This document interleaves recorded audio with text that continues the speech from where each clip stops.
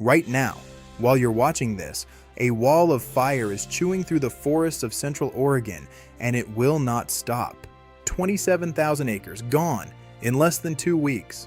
This is the Akawa Butte Fire, and as of this morning, it is the #1 priority wildfire in the entire United States. Not one of the top 10, not one to watch. Number 1. If you think wildfires are just a somewhere else problem, stick around. Because what's happening outside Sisters, Oregon right now is a warning for every community living near a forest in America. Let's rewind. This fire didn't start big, it started small, like they always do. July 16th, a fire ignites near Sisters, Oregon, in timber litter and dry understory brush. The kind of fuel that looks harmless until you realize it's basically kindling waiting for a match. Within a week, it had burned past 19,000 acres. Containment, just 3%. Let that sink in. Firefighters had barely touched the edges of this thing after 7 straight days of fighting it. Then, unexpectedly, it got even worse. In just 72 hours, the fire exploded from roughly 3,200 acres to over 10,000. Officials pointed to the exact conditions that turn a wildfire into a monster. Triple-digit heat, humidity crashing into single digits, gusty, unpredictable winds, and brutal terrain that makes it nearly impossible for crews to get equipment where it's needed. And then, the sky itself turned against them. On July 22nd, before a forecasted thunderstorm even arrived, the fire grew so intense that it formed something called a pyrocumulus cloud, a dense, towering cloud created by extreme heat rising off the flames. This isn't normal fire behavior. This is a fire large enough and hot enough to generate its own localized weather system, including its own lightning. Then the real thunderstorms hit. Outflow winds from those storms slammed into the fire and drove it downhill, straight toward homes near Indian Ford Road and Wilt Road. It crossed Stevens Canyon Road entirely. Firefighters on the ground reported flame lengths of 150 to 200 feet. Read that again. Flames taller than a 15-story building. Crews had no choice but to pull back entirely from the southern end of the fire just to stay alive. This is the moment the Akawa Butte Fire stopped being a wildfire and became a full-blown emergency. When does a state governor personally visit a fire camp? When it's serious. Governor Tina Kotek walked the Akawa Butte incident camp and the fire area herself, telling Oregonians directly, "It is up to all of us to support the firefighters and first responders managing what she called a crisis. Not an incident, not a situation. This is a full-blown emergency and a national priority, a crisis." And the numbers back her up. Nearly 1,200 personnel have been deployed to this single fire. 8 structure protection task forces are stationed specifically to defend homes. Dozers, hand crews, aircraft dropping fire retardant, night shift crews working around the clock in the dark. This is a full-scale military-style operation against a fire that weeks ago didn't exist. And it's not even the only monster burning in the region. Zoom out because Akawa Butte is not burning alone. Just miles away, the Roe Creek Complex, formed when the Brewer Fire and Green Mountain Fire merged into the Cross-White Fire, has now burned nearly 295,000 acres. Near Warm Springs, the Bench Fire, itself a merger of the Beachcomb and Bench Fires, has scorched over 40,000 acres and sits at 0% contained, 0.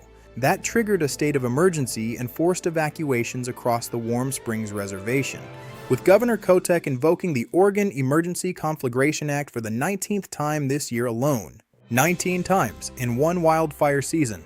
Add in the Grasshopper Fire near Mount Hood, the Hagen Fire, the Shingle Fire,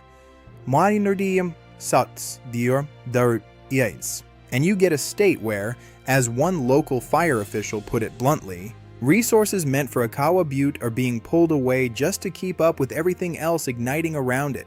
In total, over 275,000 acres burned across Central Oregon in just 2 weeks. This isn't one fire, this is a state under siege. Evacuation orders are active across multiple counties: Baker, Crook, Deschutes, Gilliam, Grant, Harney, Jefferson, Sherman, Umatilla, Union, Wheeler, and Wasco. Plus the Confederated Tribes of Warm Springs. Homes along Stevens Canyon Road to Pine Glen Road and areas north of Indian Ford Road have had their power intentionally cut, not because the fire destroyed the lines, but because keeping them live would risk killing a firefighter. Businesses across Central Oregon are scrambling to stay open while bracing for smoke, closures, and uncertain evacuation levels that officials admit can change with little to no warning. And it's not just civilians on the line. Correctional facilities have deployed adults in custody. And nearly 20 people from just one prison alone to work fire suppression, kitchen, and support crews on this fire and others across the state. Tonight at 6:30 p.m., there's an emergency community meeting at Sisters High School. Because for thousands of people, this isn't a headline. It's whether they have a home to go back to next week. So where are we as of this morning? The Akawa Butte Fire sits at over 27,000 acres and just 6% contained. As of this morning, it is just 6% contained. 6%. That means 94% of this fire's perimeter is still not secured. Crews have finally managed to establish containment lines around the entire perimeter and have shifted into mop-up mode, cooling the ground 200 to 300 feet inside the fire's edge to stop it from flaring back up. That's genuine progress, but contained doesn't mean out. It means crews have built a fragile leash around something that, 2 weeks ago, was completely unpredictable. And that leash can snap the moment the wind shifts.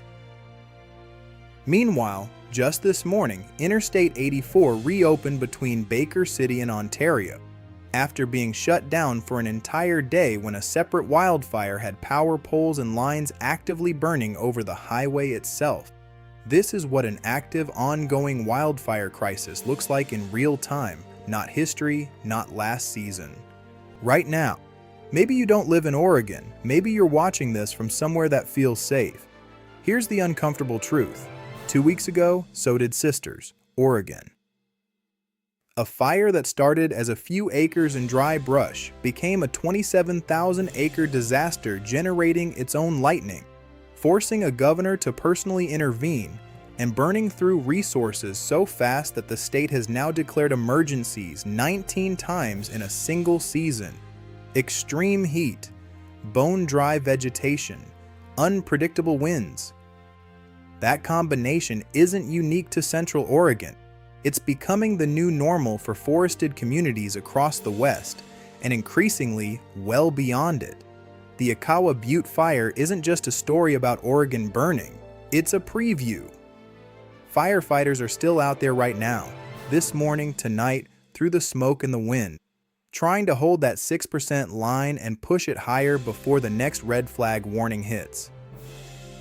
If you want to help, or if you know someone in Central Oregon, official evacuation updates are linked below through each county sheriff's office. Not rumors, not social media guesses.